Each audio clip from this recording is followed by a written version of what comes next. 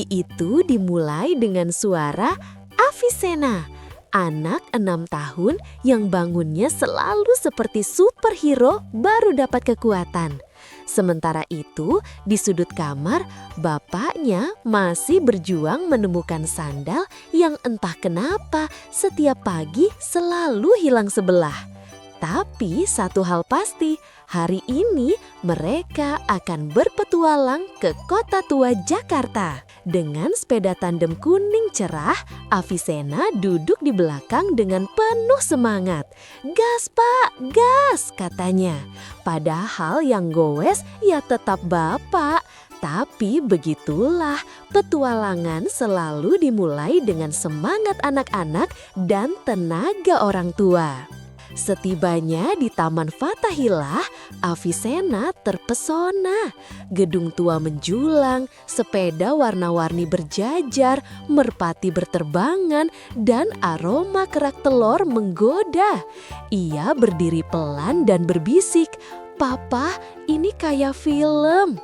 Dan bapaknya tahu hari ini akan jadi kenangan yang tak terlupakan. Avicenna mencoba topi noni Belanda. Ukurannya jauh lebih besar dari kepalanya. Saat ia pakai, topinya langsung merosot sampai nutup mata. "Papa, aku kayak turis Belanda yang lupa pulang." Dan bapak tertawa sambil motret walau hasilnya sudah bisa ditebak. Blur.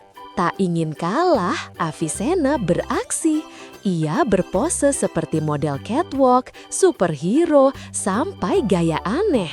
Orang-orang menahan tawa, sementara bapaknya terus mencoba memotret dan kamera bapak tetap gemeteran. Melewati gedung tua, bapak mulai bercerita dengan gaya misterius. Dulu, gedung ini baru 2 kata, Avicenna sudah tutup telinga. "Papa, jangan cerita serem, aku takut, tapi penasaran ceritanya." Bapak berhenti bercerita. Itu level penasaran yang sulit dijelaskan. Di dalam museum, mata Avicenna membesar. Ada pedang, meriam, dan peta kuno. "Pak, ini kayak game survival." Dan bapak langsung masuk ke peran. "Baik, Kapten Avicenna, arahkan pasukan." Misi dimulai di dunia yang hanya mereka berdua pahami. Avicenna duduk di kursi kayu besar. Ia bertanya polos, "Papa, ini kursi kuno raksasa ya?"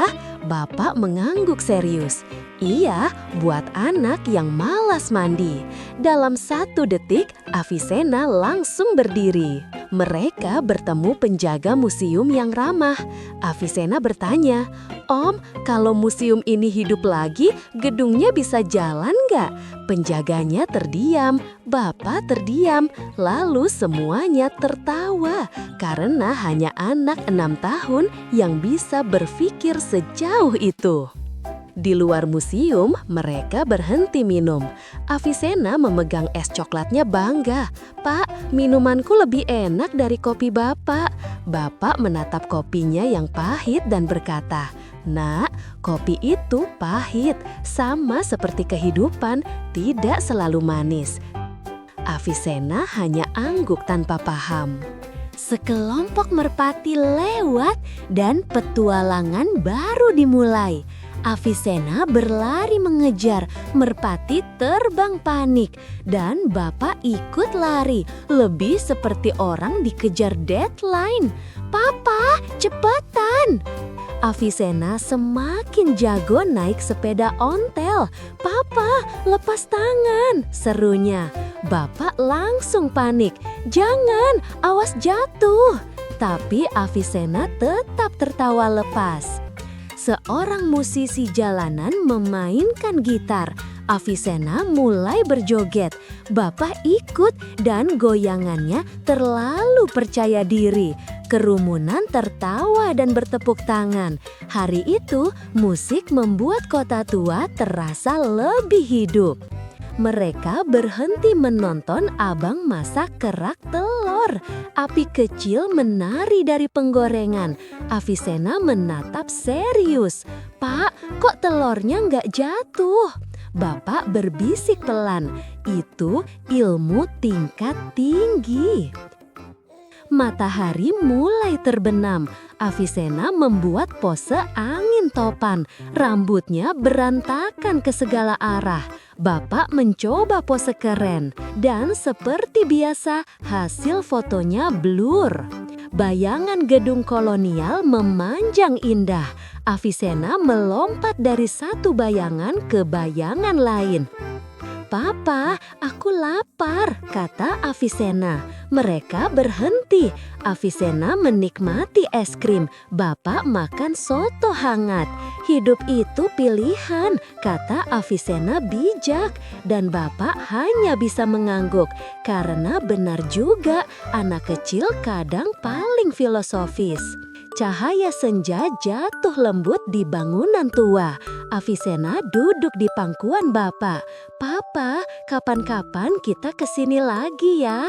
Bapak tersenyum dan memeluknya. Sore itu terasa hangat, lebih dari sekadar cahaya. Dalam perjalanan pulang, Avicenna tertidur di pangkuan Bapak. Suara kota terdengar samar. Di momen itu, Bapak melihat anaknya dan tahu bahwa kebahagiaan sering datang lewat hal-hal sederhana. Ia mengambil foto dan untuk pertama kalinya tidak blur. Sampai di rumah, Avicenna terbangun sebentar. Dengan mata hampir tertutup, ia bertanya, "Papa, besok kita kemana?" Bapak tertawa pelan. "Besok, Bapak istirahat dulu ya." Lampu padam, hari berakhir, tapi petualangan mereka baru saja dimulai.